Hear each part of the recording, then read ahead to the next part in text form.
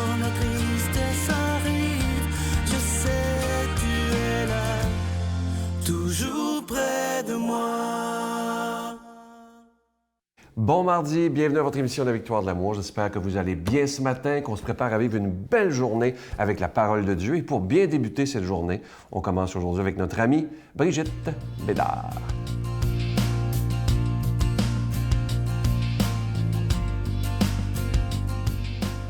Bonjour tout le monde. Je veux vous dire que toute ma vie, j'ai été une rebelle. Je pense que ceux qui ont lu mon livre le savent. Donc, j'ai toujours voulu être à côté de la norme. Puis, je me rends compte que j'étais encore comme ça. Alors, pour certains, peut-être que parce que je suis une catholique pratiquante, là, je ne suis pas fatigante, par exemple, je suis pratiquante. Mais pour certains, vu que je suis une catholique pratiquante, ils sont portés à croire que, bien là, quand tu es rendu un catholique pratiquant, tu rentres dans la marge, puis là, tu es un espèce de petit mouton qui suit puis qui ne dit pas un mot. Alors, c'est l'image, en tout cas, que moi, j'avais avant d'avoir la foi. Mais maintenant que je l'ai et que je suis là, dans l'Église, et là, ben oui, je suis rebelle, mais je suis quand même dans l'Église catholique. Wow, qu'est-ce que c'est ça? Bien, je me rends compte qu'aujourd'hui, d'être catholique pratiquante, c'est très rebelle. C'est ça ma réalité. Je jasais avec une voisine, puis c'est elle qui me faisait remarquer ça. Elle me disait que elle s'était éloignée de l'Église, puis que parce qu'elle était rebelle, puis tout ça. Puis là, je disais, bien, Lise, je dis, tu sais, aujourd'hui, tout le monde est éloigné de l'Église. Fait que t'es plus rebelle pantoute. Tu fais partie de la norme. Elle m'a regardé comme ça. Oh non! Tu sais, on était deux rebelles, tu sais. Elle dit, c'est vrai, t'as raison, Brigitte. T'sais. Mais c'est ça. Non, moi, j'ai décidé que j'étais catholique pratiquante, puis que j'allais enseigner cette culture, cette belle culture à mes enfants. Que le vendredi, on mangerait du poisson. Oui. Puis que le dimanche matin, on va à la messe. Puis qu'on prie le chapelet en famille. Puis que toutes sortes de petites choses comme ça, puis on fête les saints. Nous autres, à Saint-Jean, on ne fait pas juste faire le party, on fête Saint-Jean, le Baptiste. Alors, j'essaye d'inculquer à mes enfants cette culture, la culture catholique, qui est, dans le fond, la culture de nos ancêtres. Puis je me rends compte qu'à travers cet enseignement-là, oui, on est rebelle, mais, bien, rebelle, tu sais. Vous comprenez qu'est-ce que je veux dire, tu sais? Mais je me rends compte qu'on se réapproprie quelque chose que beaucoup de gens ne veulent plus ou ont perdu, ou peut-être qu'ils ne savent même pas qu'ils aimeraient ça l'avoir finalement. Mais non, moi, je veux continuer à être rebelle, je veux continuer à suivre mon Église, puis, je pense que le Seigneur, il m'accepte comme ça, il m'aime, rebelle comme je suis. Je dis, rends grâce à Dieu pour ça. Amen. Notre Père qui es aux cieux, que ton nom soit sanctifié, que ton règne vienne, que ta volonté soit faite sur la terre comme au ciel. Donne-nous aujourd'hui notre pain de ce jour. Pardonne-nous nos offenses comme nous pardonnons à ceux qui nous ont offensés. Ne nous laisse pas entrer en tentation, mais délivre-nous du mal, car c'est à toi qu'appartient le règne, la puissance et la gloire pour les siècles des siècles. Amen. La Victoire de l'amour vous invite à sa retraite spirituelle dans le centre du Québec les 7, 8 et 9 octobre 2016, sous le thème « Le nom de Dieu et miséricorde ». Venez vivre des moments de ressourcement inoubliables en compagnie de l'abbé Éloi Giard, Pierre-Luc Bordelot, Sœur Angèle, Sylvain Charon, Brigitte Bédard, Miguel Padilla, avec la présence exceptionnelle de Franck Nicolas, conférencier reconnu mondialement, qui nous enseignera sur l'importance du pardon. À l'hôtel et suite Le Dauphin à Drummondville. Réservé au 514-523-4433 ou sans frais 1-888-811-92-91. Venez vivre une expérience de libération intérieure inoubliable pour être enfin libre.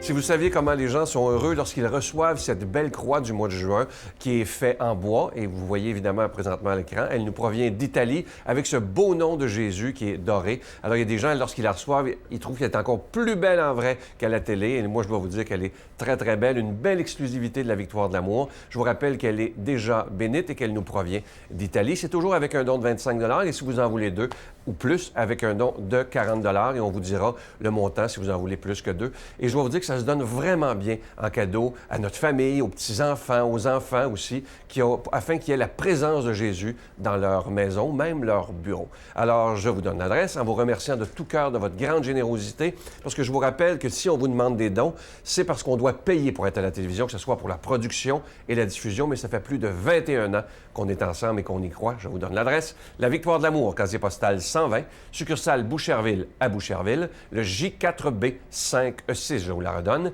La Victoire de l'Amour, casier postal 120, succursale Boucherville à Boucherville, le J4B 5E6. Également par téléphone, par carte de crédit du lundi au vendredi de 8h30 à 16h30 dans le 514-523-4433, 523-4433 ou sans frais, le 1-888-811-9291,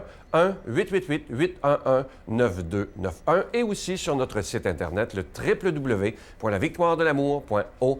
Alors, je vous rappelle cette belle croix murale qui est faite en bois et qui nous vient directement de l'Italie. C'est une exclusivité, la Victoire de l'Amour. Merci de votre générosité. Merci de votre prière.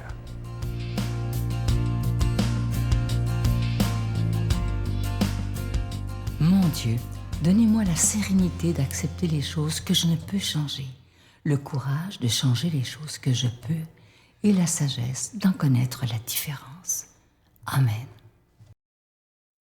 Aujourd'hui, la parole de Dieu est proclamée par notre ami Pierre-Luc Bordelot.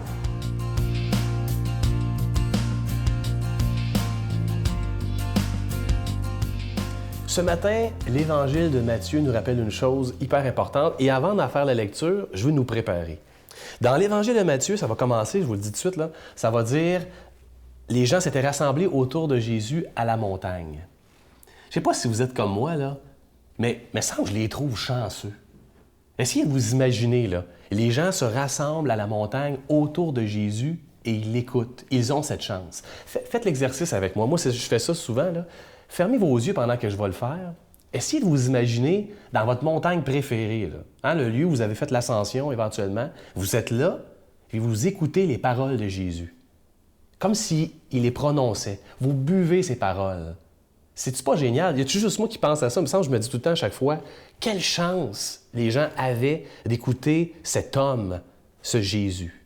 Alors, on va avec l'exercice puis je vous en fais la lecture. L'Évangile selon saint Matthieu. Comme tous les disciples étaient rassemblés autour de Jésus sur la montagne, il leur disait, fermez les yeux, « Vous avez appris qu'il a été dit, tu aimeras ton prochain et tu haïras ton ennemi. Eh bien, moi, je vous dis, aimez vos ennemis et priez pour ceux qui vous persécutent, afin d'être vraiment le Fils de votre Père qui est dans les cieux. Car il fait lever son soleil sur les méchants et sur les bons, et tomber la pluie sur les justes et sur les injustes. Si vous aimez ceux qui vous aiment, quelle récompense aurez-vous? Les publicains eux-mêmes n'en font-ils pas autant? Et si vous ne saluez que vos frères, que faites-vous d'extraordinaire? Les païens eux-mêmes n'en font-ils pas autant? Vous donc, soyez parfaits comme votre Père céleste est parfait. » Et on rouvre les yeux. Je ne sais pas si vous avez fait l'exercice. Moi, je le fais souvent. Hein. J'écoute la parole de Dieu. Et là, quand j'entends, alors Jésus a réuni ses disciples, là, ça vient me chercher. Je trouve ça vraiment intéressant. Écoutez, si on s'arrête cette fois-ci à ce qui a été dit dans l'Évangile, je vais vous avouer que je trouve que c'est un Évangile profondément invitant, mais je le trouve difficile à intégrer. Je dirais même impossible. Ça se peut pas. Hein, quand on lit ça, là, aimez vos ennemis. Aimez ceux qui vous persécutent. Aimez-les, là. Faites pas juste les regarder, là, de façon affectueuse. J'ai pris le temps de regarder celui qui me tape ses nerfs. J'ai pris le temps de... Non. Il faut l'aimer. Ça va loin, là. Aimer, c'est un verbe qui est quand même assez puissant. Là. Je sais pas si... Quand on dit à quelqu'un « je t'aime », vous pourrez faire ça avec vos ennemis, là. Pas avec la personne même qui tape un peu ses nerfs. C'est dit ceux qui nous persécutent, ceux qui nous veulent du mal. Voyons donc. Soyons honnêtes, là. Moi, j'ai de la misère à m'imaginer la personne qui m'a fait du mal. Imaginez-vous, là, une personne qui vous a fait du mal. Celle qui a nui à votre vie. Là. Un ennemi, là, qui est allé loin, qui vous a blessé. Et cette personne-là, plutôt que de la haïr, il faut que tu apprennes à l'aimer. Je trouve ça impossible. Ça se peut pas. Vous savez, moi, je fais des conférences dans les écoles Je parle à des élèves de la persévérance scolaire, oui, parce que je suis un décrocheur qui s'est raccroché, mais je leur parle aussi d'un autre sujet qui est en popularité, puis une chance depuis, ou malheureusement depuis quelques années, l'intimidation. Je vais dans les écoles pour parler aux élèves de ça, de l'intimidation, parce que vous savez, c'est un fléau incroyable. Les jeunes, les éducateurs et les parents que nous sommes, on ne s'imagine pas à quel point on tue des personnalités, on tue des personnes, on crée des ennemis à cause de l'intimidation. C'est incroyable. Rappelez-vous votre secondaire, rappelez-vous votre primaire, à quel point on ne peut être mesquin envers vous, à quel point peut-être vous l'avez été envers les autres. Et ce que je leur dis, ça va peut-être vous surprendre, je vais vous faire un aveu, j'ai été moi-même un intimidateur. Ouais. Puis je vais vous avouer quelque chose d'encore plus particulier, je ne le savais même pas que j'étais un intimidateur. Je faisais des blagues, j'étais drôle. Hein, je voulais prendre ma place, je faisais des jokes, mais des jokes blessantes. Des jokes qui ont ramassé bien du monde au passage. Puis plus tard, il y a eu des gens courageux qui sont venus me le dire. Plus tard, il était trop tard peut-être, mais il n'était pas trop tard pour le recevoir. Ces personnes-là sont venues me voir. Ils m'ont dit « Si tu savais à quel point tu m'as blessé avec tes blagues au secondaire. » Et là, j'étais rendu dans une période de ma vie où j'écoutais ça et j'étais complètement bouche bée, là. Qu'est-ce que je réponds à ça? À part « Je suis désolé. » Mais vous savez, ces personnes-là courageuses, ils m'ont changé. Ils me l'ont dit, j'en ai pris conscience et j'ai changé. J'ai passé d'intimidateur à un gars qui, à sa manière, avec son humour, va prendre soin des gens. Est-ce que c'est toujours impossible d'aimer nos ennemis? Est-ce que c'est toujours impossible? Moi, je pense qu'au contraire, tout est possible grâce à notre foi. Même quand je pense à du monde, que je me dis, c'est impossible que je puisse leur porter une quelconque affection. C'est possible. Parlant de possibilité d'aimer ses ennemis, je vais vous citer un grand homme qui a appris à son peuple en entier à aimer ses ennemis. Vous le connaissez, il s'agit de Nelson Mandela, qui a été emprisonné pendant presque 28 ans de sa vie, qui a été libéré et qui a dit à son peuple, nos oppresseurs, il faut les accueillir, il faut vivre en harmonie. C'est incroyable pareil. Et lui, savez-vous ce qu'il dit sur l'impossibilité? Il dit ceci, ça semble toujours impossible jusqu'à temps qu'on le fasse. Ah, je trouve ça intéressant. Personne n'aurait cru que c'était possible que noir comme blanc puissent vivre ensemble. C'est pas encore l'harmonie quand même en Afrique du Sud, mais quand même, c'est une icône incroyable, cet homme-là, qui leur a appelé ça. Le Christ nous appelle ce matin à ouvrir nos perspectives, à faire en sorte de nous laisser transformer. Que Dieu nous apprenne à aimer surtout ceux qu'on ne porte pas encore dans notre cœur. Au nom du Père et du Fils et du Saint-Esprit. Je vous salue Marie, pleine de grâce. Le Seigneur est avec vous. Vous êtes bénie entre toutes les femmes, et Jésus, le fruit de vos entrailles, est béni. Sainte Marie, Mère de Dieu, priez pour nous pauvres pécheurs, maintenant et à l'heure de notre mort. Amen.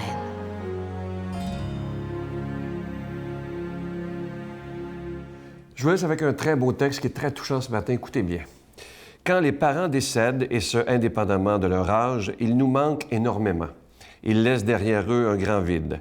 Il nous manque leur présence, leur voix et leur coup de fil qui disait « Bonjour, c'est maman ou papa, comment vas-tu? As-tu bien dormi? » De leur vivant, on n'y pense pas. On a une vie bien remplie, on remet toujours à plus tard. Mais un jour, on se rend compte qu'ils ne sont pas éternels et ça fait tellement mal de n'avoir plus personne au bout du fil à qui raconter nos joies et nos chagrins. On a alors l'impression qu'eux seuls nous comprenaient. Alors ceux qui ont la chance d'avoir encore leurs parents, appelez-les sans tarder pour leur dire simplement « Je vous aime ». Souvenez-vous, demain, qui sait, dans une heure, il sera peut-être trop tard. Faites un téléphone aujourd'hui. À demain. Bye. Et on veut penser particulièrement à cette fête des pères pour les papas, peut-être qui sont découragés de leur rôle, qui trouvent ça pesant. Et on peut comprendre parfois les responsabilités sont lourdes, plus qu'on le pensait. Et on te prie de les fortifier et de les aider à se tourner vers ton Fils Jésus. Car dans une relation avec lui, on peut trouver toute la force nécessaire pour les défis que tu permets dans nos vies.